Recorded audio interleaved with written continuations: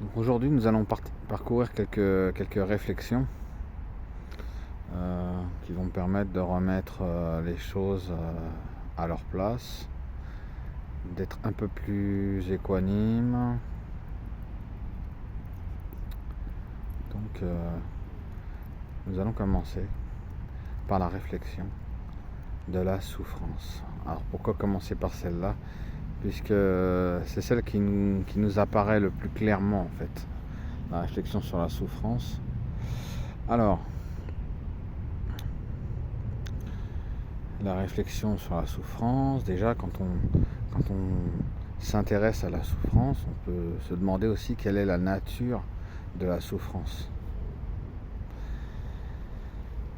Déjà, c'est notre condition humaine qui fait que l'on souffre, notre aspect vulnérable. Sur notre plan de l'humanité, nous sommes vulnérables. Donc nous avons la compassion. Si moi je suis vulnérable, vous êtes vulnérable. Donc je suis un être sensible, vous êtes un être sensible. Donc je peux avoir une sensibilité vis-à-vis de vous, et vous pouvez avoir une sensibilité vis-à-vis de moi-même. Et je peux aussi avoir une sensibilité vis-à-vis de moi-même. Donc dans la souffrance, eh bien, il y a quelque chose qui nous unit dans la souffrance. Donc on peut retrouver ce réconfort quand on réfléchit sur cette souffrance. Et aussi sur nos qualités humaines. Donc ça, c'est la réflexion sur notre précieuse vie, ce qui se caractérise par l'estime de soi, la confiance en soi, la capacité à remercier, d'avoir de la chance, tout ce qui va nous structurer justement pour avancer sur le chemin. Donc on peut s'intéresser quelles sont nos qualités humaines,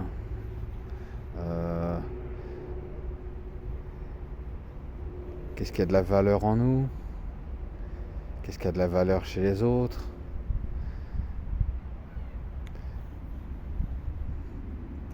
Le fait que, on a des capacités pour réussir à traverser les hauts et les bas de l'existence. Donc on peut s'intéresser à toutes nos qualités, le fait qu'on a la capacité de donner, la capacité d'apprendre, d'écouter. On a aussi la capacité de transcender nos difficultés.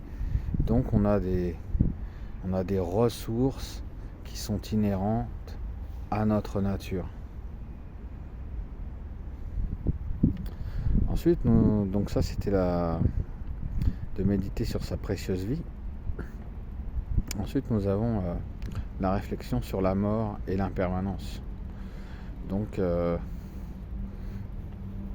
va dire que c'est l'impermanence, la grande impermanence, l'impermanence grossière qui est la mort. Et donc, quand on parle de la mort, la vie n'est jamais bien loin. Puisque la vie c'est une succession de morts, de naissances, de morts, de naissances. Donc, mais là, quand on réfléchit sur la mort, ça commence à donner un caractère précieux sur cette vie. Que cette vie, elle a de l'importance. Que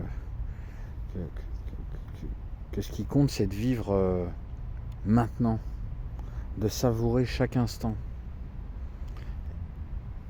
Et donc la mort, c'est loin d'être la réflexion sur la mort, c'est loin d'être morbide, comme on a tendance à vouloir nous faire croire. Le mieux, c'est d'en faire l'expérience, la réflexion sur la mort, et de se laisser baigner dans une écoute sur la mort, d'une réflexion sur la mort, et ensuite de se laisser baigner dans son expérience d'esprit, de savourer le résultat de cette écoute ou de ces réflexions. Ensuite, il y a une réflexion, c'est sur le karma. Alors la réflexion sur le karma, en fait, elle se traduit sur nos actes. Si nous avons une attitude positive, eh bien, nous récoltons de la satisfaction, du bien-être, un sentiment d'amour. Et quand nous produisons des actes négatifs, colère, jalousie, rancœur, vengeance, haine, nous, en interdépendance, nous récoltons un fruit désagréable, un résultat désagréable. Et donc, ce qui caractérise le karma, c'est que nous sommes facilement enfermés dans nos conditionnements. Et donc la réflexion pour sortir le karma, c'est de méditer sur la vacuité. Puisque le karma, c'est le résultat de la loi de cause à effet. Mais la vacuité, c'est aussi le résultat de la loi de cause à effet et de l'impermanence. La différence entre les deux, c'est que quand on médite sur la vacuité, eh bien, on peut être observateur et faire l'expérience de la vacuité. Quand on est pris par le karma, on est pris dans ses conditionnements. Et donc c'est un peu comme si on était emporté dans le tourbillon de la vacuité, l'ouragan de la vacuité.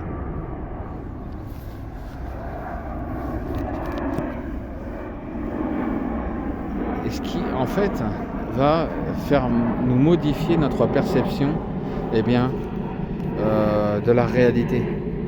C'est-à-dire que quand on est dans nos conditionnements karmiques, on vit aussi une réalité. Mais une réalité qui est à notre désavantage. Puisque, en fait, ce qu'on solidifie, c'est la perception sur la vacuité. Nous sommes emportés et nous avons l'impression d'être coincés dans ce tourbillon de conditionnement. Alors que dans la réalité, rien n'est figé et nous ne sommes emportés que parce que nous avons décidé d'être emportés par le vent de notre karma, le vent de nos conditionnements. Et donc, c'est-à-dire que si notre perception de la réalité, elle est fausse, on aura un comportement qui sera inadéquat. Donc pour la réflexion du karma, c'est la réflexion sur la vacuité. Voilà.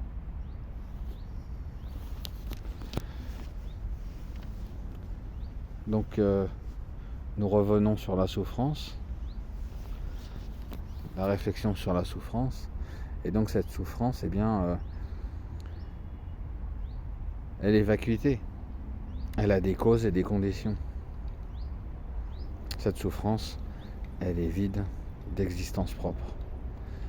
C'est-à-dire que si on rembobine tout, nous avons des ressources, des qualités pour faire face à nos difficultés. Nous pouvons orienter notre perception vers des circonstances qui sont favorables. Donc nous avons la capacité de chevaucher les hauts et les bas de l'existence.